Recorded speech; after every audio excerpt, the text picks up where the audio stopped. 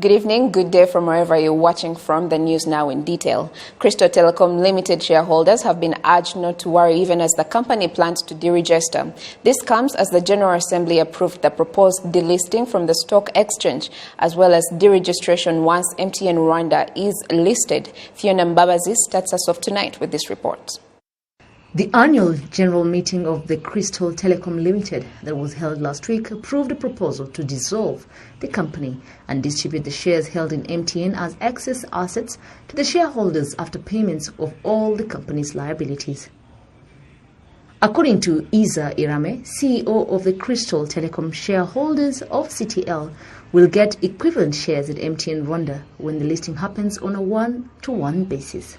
CTL is currently listed on the Rwanda Stock Exchange, holding 20% of MTN shares. We've gotten approval during our General Assembly from the shareholders to delist upon listing of MTN, and each and every shareholder will receive 1 share of MTN for every share they hold in CTL. For CTL to delist from the Rwanda Stock Exchange, MTN's intention to list must first be approved. When? Celeste Rugabukumba, CEO of the Rwanda Stock Exchange, explains more.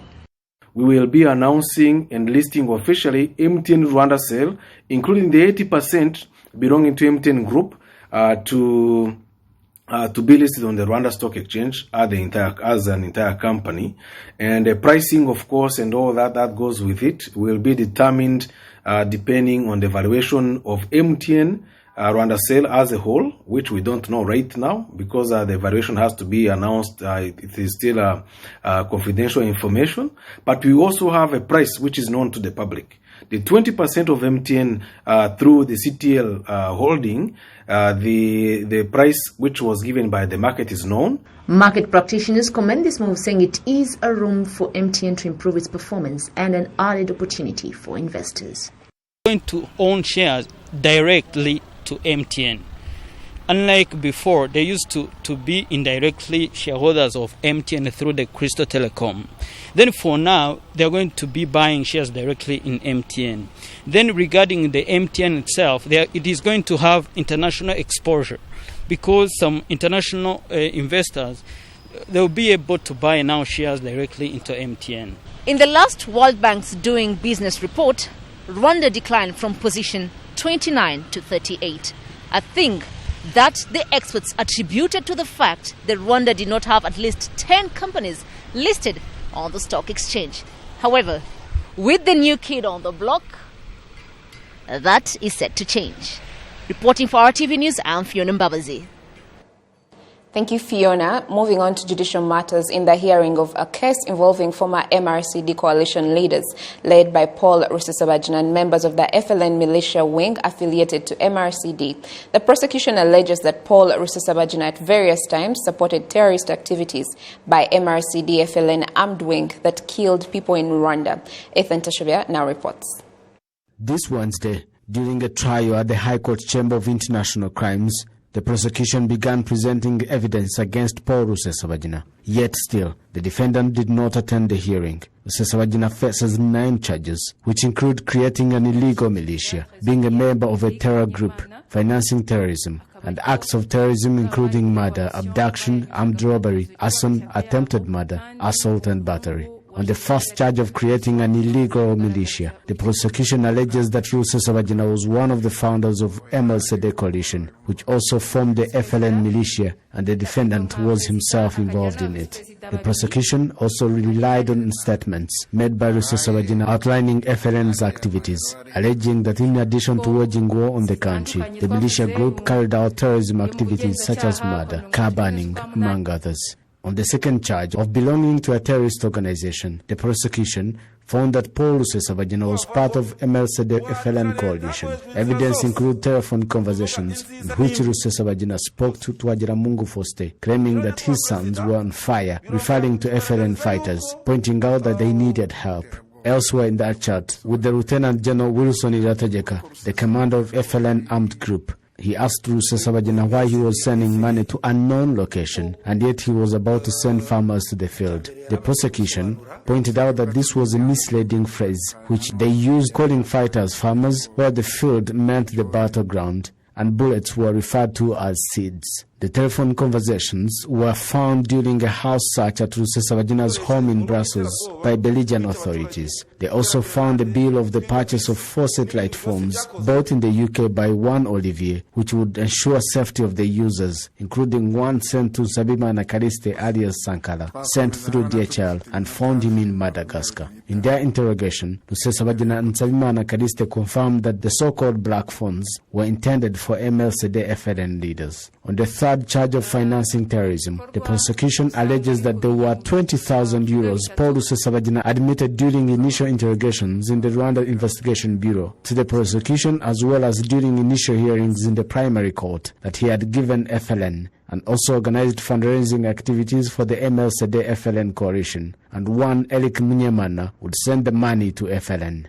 Other respondents, including Nsabimana Kaliste and the son of Lieutenant General Irategeka Wilson, Jacques Ritienda Gijimana, who is also standing trial in this case, confirmed that the money was used in terrorist activities. The money alleged by the prosecution to have been sent by Paul Rusesabagina, including the money sent to Rwanda and was allegedly received by Uwimana Ngusi Agnes and Nzarora Pascal. The prosecution told the court that Rusesabagina's wife, Mukangamije Tatiana, sent money to Nsabimana Kaliste, who received it from Comoros, to buy a plane ticket and leave that country for security reasons. The prosecution, based on evidence from money transfer agencies such as MoneyGram, Western Union and Real Transfer, saying that the money sent from Rusesabagina or from MLCD leaders to FLN officials intended to support terror activities. In addition to Rusesabagina, the prosecution first explained the charges against Herman Nsengimana, a former FLN militia spokesperson. The prosecution revealed that Nsengimana joined RRM party in 2018 with the encouragement of its founder, Nsabimana Kaliste Sankara. Herman left Rwanda in 2014, where he was a teacher, moved to Uganda, where he later joined the FLN fighters in the jungles of DRC in Rutshuru region. He was a member of the FLN from April 2018 to December 2019, when he was arrested by Congolese army FARDC. He faces charges of terrorism and being a member of terrorism organization. The trial of former FLN fighters and the affiliates of MLCD coalition, led by Paul Rusesabagina, continues on Thursday, with the prosecution presenting further evidence on the 6 other charges against Paul Rusesabagina. Reporting for RTV News, Ethan Tashabia. Now, due to the increase in the number of COVID-19 cases in the districts of the southern province, it has caused 6 out of 8 districts in the province to be put under a 7 p.m. curfew for all residents. Residents of Gisagara and Huye districts say this should be a lesson for them to continue adhering to the guidelines set by the Ministry of Health to prevent the spread of COVID-19 virus. Jane Mutoni continues with this story.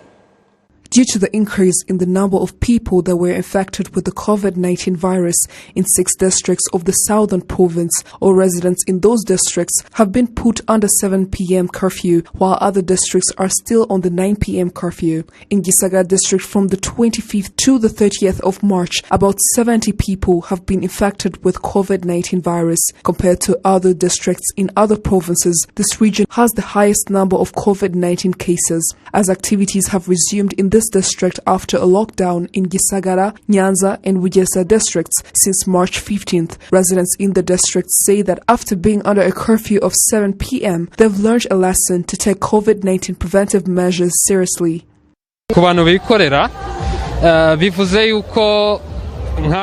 As business people, we are making sure that we adhere to the COVID-19 preventive measures so that the government can notice the change and extend the curfew hours as it is in other districts. Although Huye district was previously not part of the district that were put under lockdown, it is now among the 6 districts that have been put under a 7 p.m. curfew. This is due to the number of COVID-19 cases, as from 25th to 30th of March, the region had received about 50 new cases. Due to the increase of COVID-19 cases, residents in this district were relocated to other districts with a 7 p.m. curfew. On one hand, they say this curfew has affected their businesses due to closing their shops at a very early hour. Businesses have been affected. For example, I used to sell 30 kilograms of small fish in a day, but now at the end of the day, I go back home with most of it. The governor of the southern province, Kaitesi Alice, says the increase of COVID-19 cases in the province was largely caused by some people who were not adhering to the COVID-19 preventive measures. She says other steps have been taken to prevent and combat the spread of COVID-19 virus, as she also urges all residents to take COVID-19 preventive measures seriously. The increased cases of the COVID-19 virus, especially in the southern province, in the 6 districts which have been put under the 7 p.m. curfew, was mainly caused by some people not adhering to the COVID-19 preventive measures, mostly through not wearing face masks properly or not at all. From March 25th to March 30th this year, the number of reported COVID-19 cases by the Ministry of Health in the southern province is 255. Nationwide, as of March 30th this year, since the COVID-19 virus hit Rwanda, 21,645 people have been infected, while 20,001 have recovered, and 306 people lost their lives to the virus. A total of 348,926 people have already been vaccinated. Jane Mutoni reporting for RTV. The Rwanda National Police says it will not tolerate people who continue to violate the guidelines put in place to fight against the COVID-19 pandemic. This comes after police last Friday stormed a gathering of about 54 people who had gathered for prayers in Kimisagara sector. This is the second time the owner of the residence has been caught in a loophole. Innocent Mugabo has more. The suspects were arrested at the home of a resident of Kimisagara sector, Katabaro Sel, Akishinje village. Detainees admitted to violating COVID-19 prevention guidelines, and these say it left them with a lesson. We violated COVID-19 guidelines by gathering in a large number, and this has been more than once, but this has left me with a lesson of not doing it again. I blame myself for rebelling against the guidelines set by the authorities. Churches that meet all the requirements are open, so they should opt for those. Riberite Nesta, who claims to be a pastor in the Church of Isoko Yumugisha, is also being prosecuted for sedition. He admits to having gathered crowds of people for prayers at his home and in violation of the COVID-19 prevention guidelines. The truth is that I violated the COVID-19 guidelines, gathering a large number of people for prayers knowingly. Kimisagara Sector Executive Secretary Havguzi Gachal says that this is the second time the man has been caught in the loophole. It is now not yet even 2 weeks since we caught him in the same act. He apologized to us in writing, promising that he won't do it again. Surprisingly, we found that it is always women, pregnant women and children that gather at his place, and of different religions. When we tried to ask them why they gather, yet it is during the COVID-19 pandemic, they told us they come for blessings. Yet our sector is one of the sectors with many currently functional churches.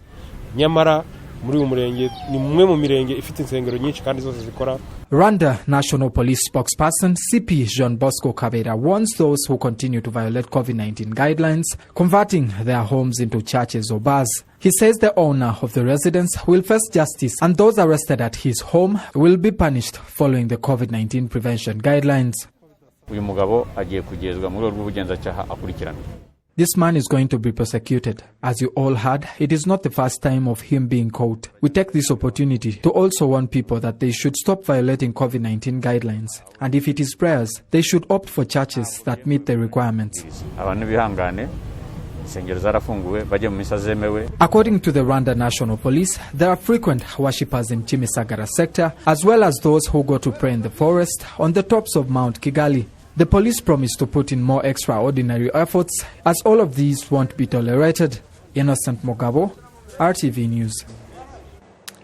You're still watching Rwanda Television News. Now, the Transparency International Rwanda has held talks with various stakeholders on investment in Rwanda and examine how the country's revenue would contribute to its development, advocate for the budget, avoid misuse, corruption and misappropriation.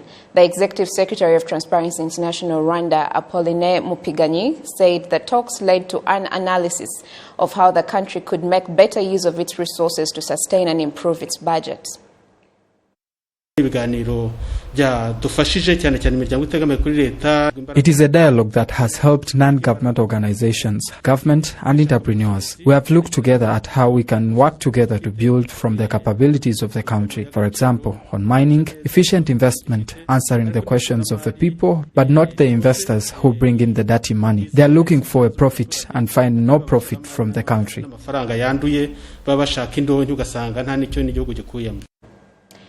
However, Transparency International finds that there is need for further improvement to better the functioning of the country's financial institutions. In terms of tracking investors and finding out who is behind the investment, it is written in the books. However, there is still a bit of weakness. Have you ever heard of Rwandan investors registering their assets with their grandmother or employees? Tracking productive investment is not a good idea. We still have a long way to go, especially when we want our country at the level where it can benefit from the mining industry.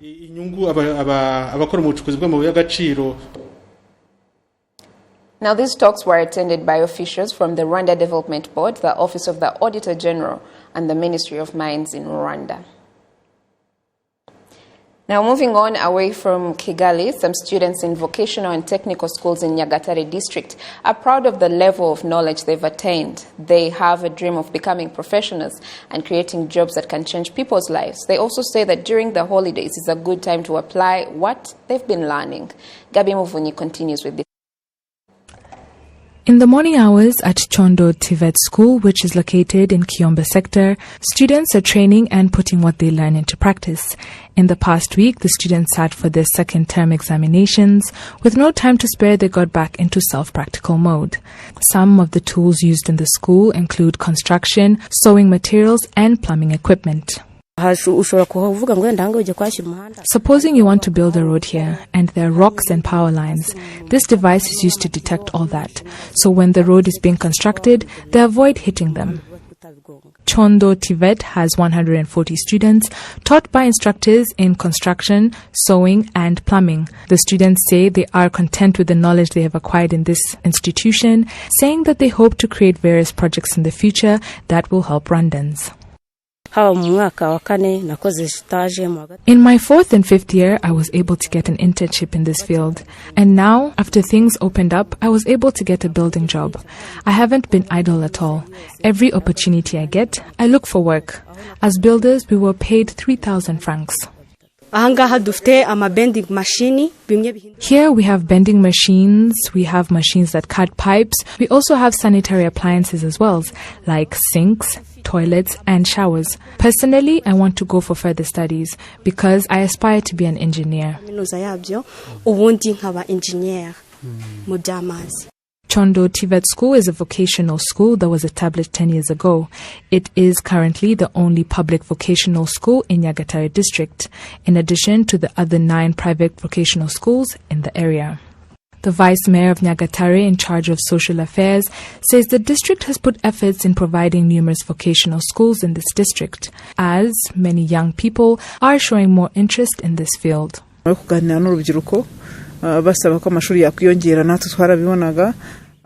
After holding discussions with youth, we have realized that more schools in this field is needed.